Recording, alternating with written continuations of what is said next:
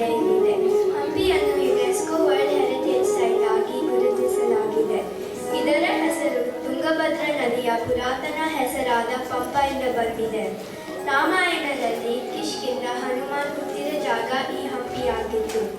ವಿಜಯನಗರ ಸಾಮ್ರಾಜ್ಯದ ರಾಜಧಾನಿಯಾಗಿ ಹಂಪಿ ಪ್ರಪಂಚದ ಎರಡನೇ ದೊಡ್ಡ ಸಿಟಿಯಾಗಿತ್ತು, ಬೇಜಿಂಗ್ ಸಿಟಿಯ ನಂತರ.